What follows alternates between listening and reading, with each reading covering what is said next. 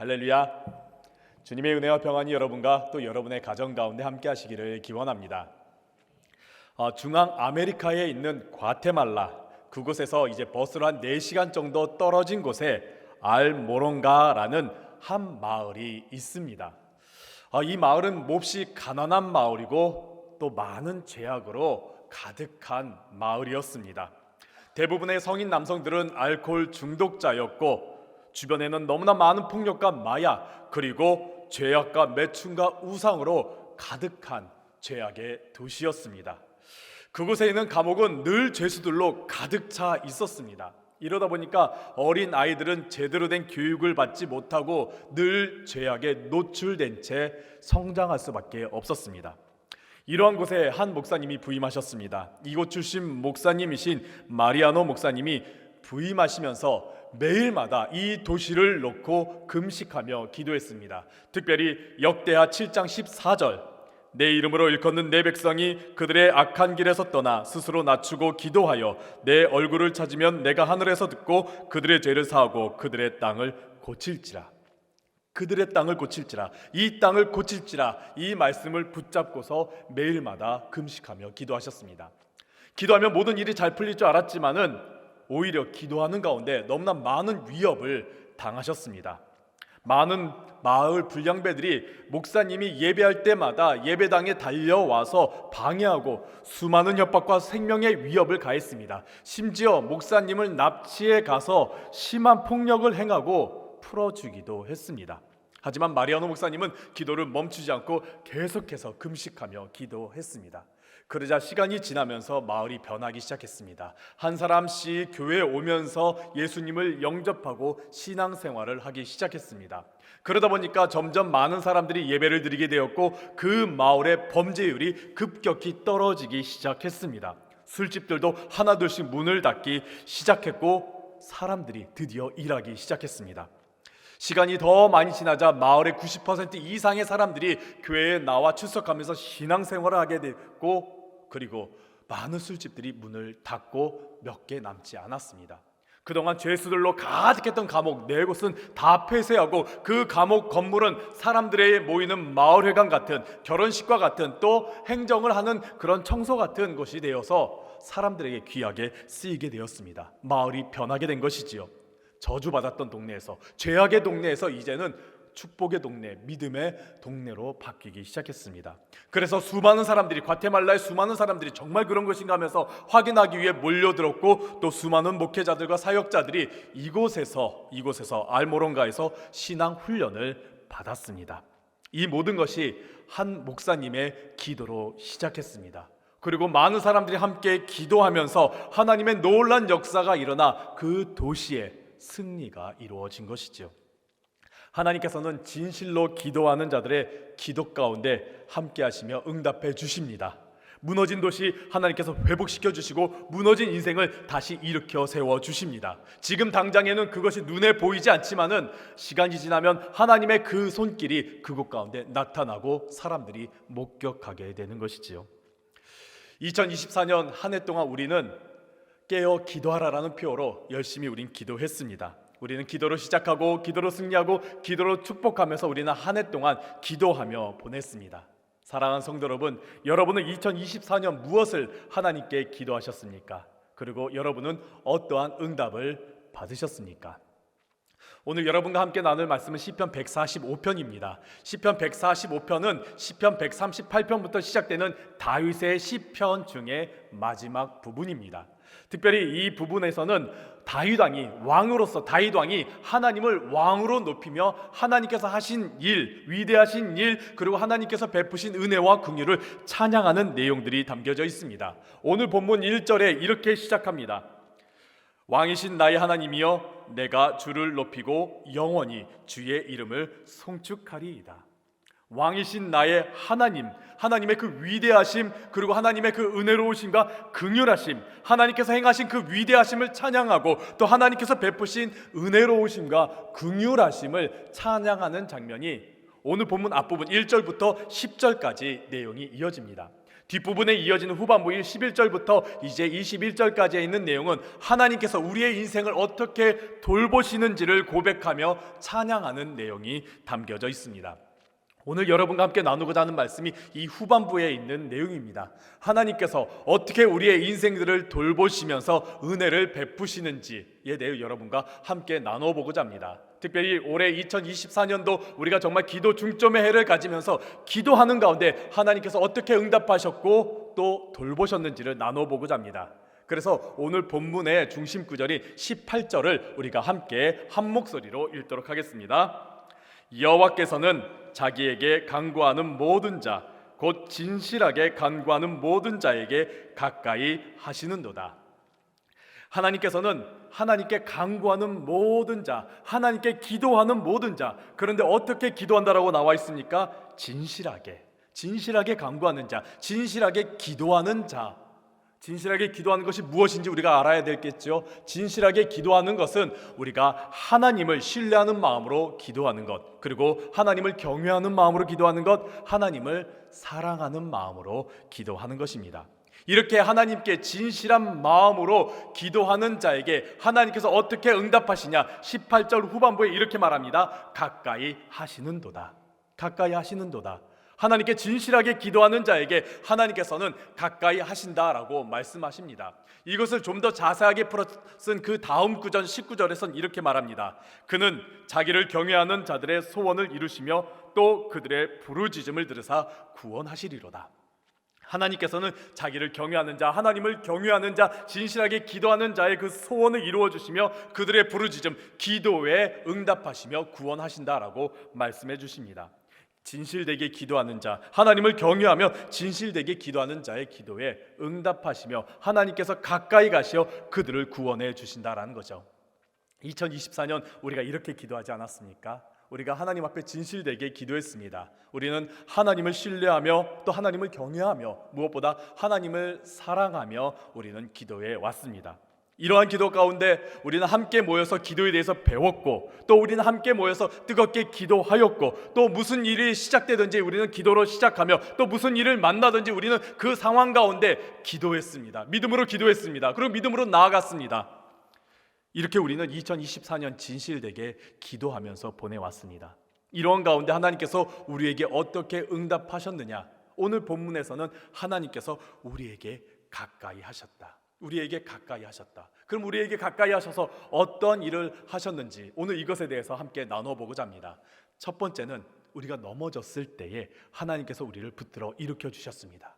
두 번째는 우리가 부족할 때 하나님으로 충만케 하여 주셨습니다. 세 번째는 하나님께서 우리를 보호하시고 지켜주셨습니다. 올해 우리가 이러한 응답을 받았는데 어떤 응답인지 우리가 함께 나눠보도록 하겠습니다. 첫 번째는 우리가 넘어졌을 때 하나님께서 붙드시고 일으켜 주셨습니다. 함께 14절에 있는 말씀 읽도록 하겠습니다.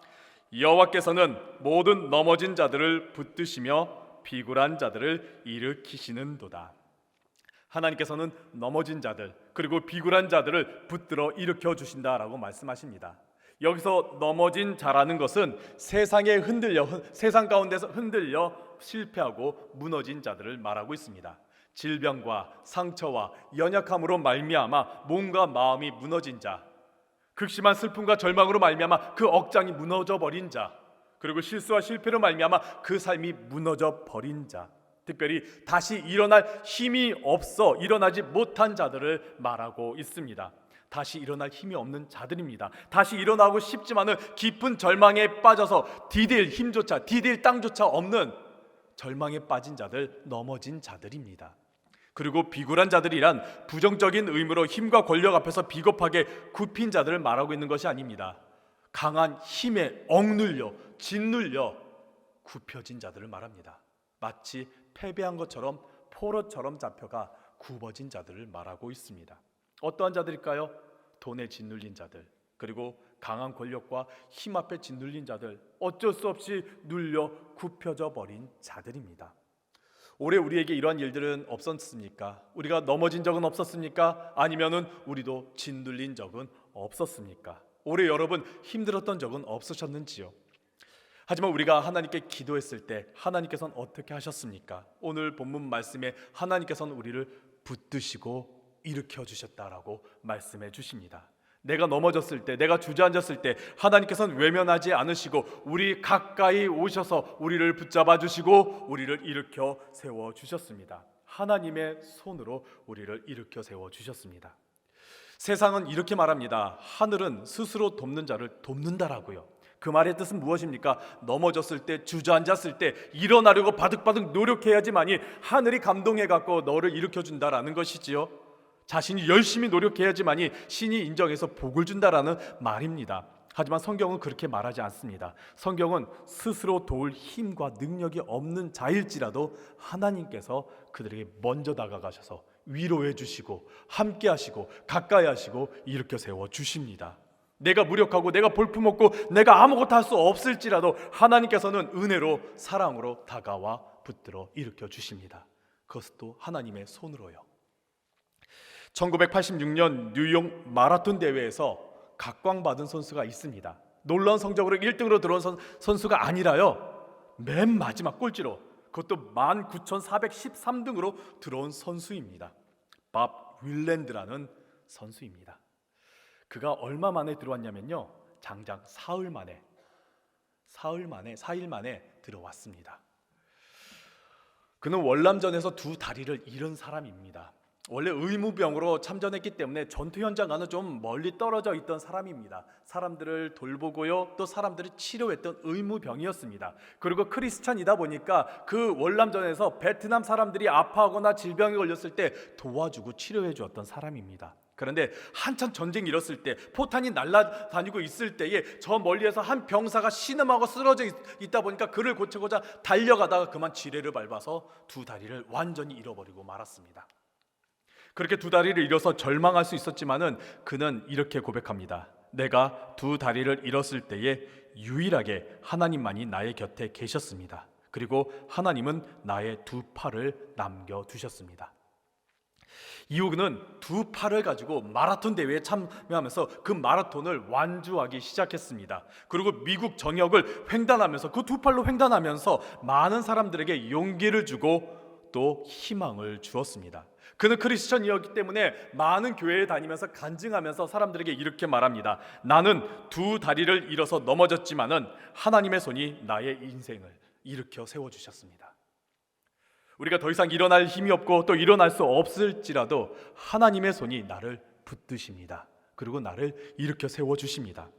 올해 우리가 하나님께 기도할 때마다 하나님께서 나에게 어떻게 하셨습니까? 가까이 다가오셔서 나를 붙잡아 주셨습니다. 그리고 나를 일으켜 세워주셨습니다. 그렇기 때문에 우리가 그러한 응답을 받았기 때문에 이 자리에 나와 우리가 함께 예배드리고 찬양하고 말씀을 듣고 함께 나누는 것이지요. 사랑하는 성도 여러분, 나를 붙드시고 나를 일으키시는 그 하나님을 기억하면서 늘 송축하며 나아가는 여러분들 되시기를 간절히 바랍니다. 두 번째입니다. 우리가 부족할 때 하나님께서는 하나님으로 충만케 해주셨습니다. 15절에 이렇게 말씀합니다. 모든 사람의 눈이 주를 앙망하오니 주는 때를 따라 그들에게 먹을 것을 주시며, 16절 함께 읽도록 하겠습니다. 손을 펴사 모든 생물의 소원을 만족하게 하시나이다. 아멘. 모든 사람이, 모든 성도들이 눈이 주를 앙망합니다. 주님만 바라봅니다. 주만 바라봅니다. 왜 주님만 바라봅니까? 하나님만이 나를 건지시는 구원이시요 나의 도움이시요 내가 신뢰할 분이기 때문입니다. 우리도 그러한 믿음으로 기도하지 않습니까? 하나님만이 나의 도움이시고 나의 구원이시고 내가 신뢰할 분이기 때문에 우리는 그 믿음을 가지고 하나님만 바라보며 우리는 하나님께 기도하는 것이죠. 그럴 때 하나님께서 어떻게 응답하신다고 말씀하십니까? 하나님께서는 때를 따라 우리의 필요를 채워주신다라고 말씀하시고 하나님의 손으로 우리를 만족해 하신다라고 말씀하십니다. 만족해 하신다, 때를 따라 채워주신다, 그 말은 부족함이 없다라는 뜻과도 같습니다. 그런데 여기에는 물질로 채워주신다라는 의미가 아닙니다. 만족이라는 것은 물질로 혹은 소유로 혹은 결과로 얻어지는 그런 감정과 반응들이 아닙니다. 오히려 소유와 결과는요, 나를 더 갈증나게 합니다. 살다 보면 여러분, 만족한다라는 거, 행복한다라는 게 소유 때문이던가요? 그렇지 않죠. 관계 때문에 일어나는 반응입니다. 여러분들이 아무리 많이 가졌을지라도 만족하지 못할 때가 있습니다. 하지만은 사랑하는 이와 함께 있는 것 그 하나만으로 만족하고 행복할 때가 있지요. 사랑하는 이와 함께 단촐한 단칸방에 있을지라도, 좁은 방에 있을지라도, 부족한 것 투성일지라도 그 사람과 함께하는 것 자체가 만족하고 행복할 때가 있습니다. 또 내가 사랑하는 어린 자녀들이 나만 바라보고 나와 함께하고 나를 사랑할 때 그것으로 충분할 때가 있습니다. 그만큼 우리가 만족한다라는 것, 그리고 사랑한다라는 것은 소유의 개념이 아니라 관계 가운데 일어남을 우리가 보게 됩니다. 마찬가지입니다. 우리가 만족하는 것, 우리가 행복해하는 것은 하나님께서 나에게 많은 물질을 채워주심이 아니라 하나님께서 나와 함께 하시기 때문입니다. 시편 23편 1절에 어떻게 말하고 있습니까? 여호와는 나의 목자시니 내게 부족함이 없으리로다. 부족함이 없으리로다. 부족하지 않다. 만족한다. 그 말의 뜻이 무엇이겠습니까? 나를 푸른 초장 쉴 만한 물가로 인도하시기 때문에, 물론 그거이기도 하겠지만은 시편 23편에서 말하고자 하는 게 무엇입니까? 하나님은 나의 목자시다. 하나님은 나의 목자시다. 목자는 어떤 분입니까? 나와 늘 함께하는 분이다라는 겁니다. 하나님께서 나와 늘 함께 하시기 때문에 그것만으로 나는 충분하고 만족한다라는 것이지요. 지금 강남 중앙침례교회를 담임하시는 최병남 목사님께서 오래전에 소록도를 방문하신 적이 있다고 합니다. 그 소록도에 방문하시면서 소록도 중앙교회에 계신 할아버지 전도사님에게 그 교회의 역사에 대해서 이야기를 듣고 또 교회의 정말 아름다운 많은 이야기를 들으셨다라고 합니다. 그 중에서 한 이야기가 목사님에게 너무나 깊이 다가왔다라고 하는데 내용은 이렇습니다. 할아버지 전도사님이 이렇게 말합니다. 사람이 살아가다가 이 소록도까지 왔다고 하면 막장에 온 것입니다. 이곳의 사람들은 더 이상 갈 곳이 없는 사람들입니다. 다른 병이 생기면 온 가족이 살려내려고 식음을 전폐하며 도와주지만은 문둥병에 걸리면 부모도 버립니다. 그러니 이곳에 온 모든 사람들은 몸에 생긴 병보다 마음에 생긴 병이 더 큰 사람들입니다. 그런데 이 사람들이 소록도에 와서 변하는데 소록도에서 변하는 것이 아니라 소록도에서 조금 더 가면 있는 섬 하나가 있는데 그곳에서 변합니다. 그곳 섬 이름이 조금 특이한데 바로 지라도라는 섬입니다. 소록도 중앙교회 사람들이 한 사람도 안 빼놓고 다 이 지라도 섬에 다녀왔고 그리고 변했습니다. 목사님께서도 이 먼 곳까지 오셨는데 제가 주소를 알려드릴 테니까 꼭 그곳에 다녀오시길 바랍니다. 박영록 목사님, 최병남 목사님 그 말씀을 듣고서 꼭 가야 되겠다. 정말 그곳이 어떤 곳인가, 도대체 그곳이 어떤 곳이길래 사람을 변화시키는가 기대하면서 그 할아버지 목사님에게 묻습니다. 그곳이 어딘가요? 그러자 할아버지 전도사님이 이렇게 말합니다. 그곳의 주소는 아주 쉽습니다. 바로 하박국 3장 17절과 18절입니다. 거기에 보면 지라도라는 섬이 나오는데 그곳에 다녀오시면 됩니다 라면서 목사님과 전도사님이 함께 말씀을 읽었습니다. 우리도 함께 읽어볼까요? 하박국 3장 17절입니다. 비록 무화과 나무가 무성하지 못하며 포도나무에 열매가 없으며 감람나무에 소출이 없으며 밭에 먹을 것이 없으며 우리의 양이 없으며 외양간에 소가 없을지라도. 할아버지 전도사님이 이제 이어서 말합니다. 마지막에 지라도라는 섬이 나오지요. 아무것도 없는, 먹을 것도 없고 입을 것도 없고 건강도 없고 친구도 없고 아무것도 없는 그 지라도 섬. 하지만 그 지라도 섬에 다녀오면은 이렇게 바뀝니다 하면서 18절에 있는 말씀을 읽었습니다. 우리도 한번 함께 18절에 있는 말씀 같이 읽겠습니다. 나는 여호와로 말미암아 즐거워하며 나의 구원의 하나님으로 말미암아 기뻐하리로다. 아멘. 그러면서 마지막으로 그 할아버지 전도사님이 목사님께 이렇게 말합니다. 오늘 목사님도 이 섬에 갔다가, 이 지라도 섬에 갔다가 돌아오시기를 바랍니다. 인간의 기준으로는 끝이고 아무것도 없고 절망이고 부족할지라도 그곳에 계신 주님을 만나면 그곳으로 충분하다라는 것이지요. 밑 빠진 독에 물을 채우는 방법이 무엇이겠습니까? 아무리 물을 그냥 바가지에 부어도 밑빠진 독에 물은 채워지지 않지요. 채우는 방법은 그 밑빠진 독을 들고서 호수 가운데 던지는 것이죠. 그러면 그 밑빠진 독에 물이 가득하고 그냥 차고 넘치고 늘 충만한 가운데 머물게 되지요. 마찬가지입니다. 우리의 삶도 충만하기 위해서, 우리의 삶이 만족하기 위해서는요, 세상의 것을 아무리 부어봤자 우리는 부족할 뿐입니다. 주님 안에 거해야 됩니다. 주님과 함께 해야 됩니다. 그랬을 때 우리는 충만함, 부족함이 없는 충만함에 거할 수가 있습니다. 그래서 예수님께서도 말씀하십니다. 요한복음 15장 7절에 이렇게 말씀하십니다. 너희가 내 안에 거하고 내 말이 너희 안에 거하면 무엇이든지 원하는 대로 구하라. 그리하면 이루리라.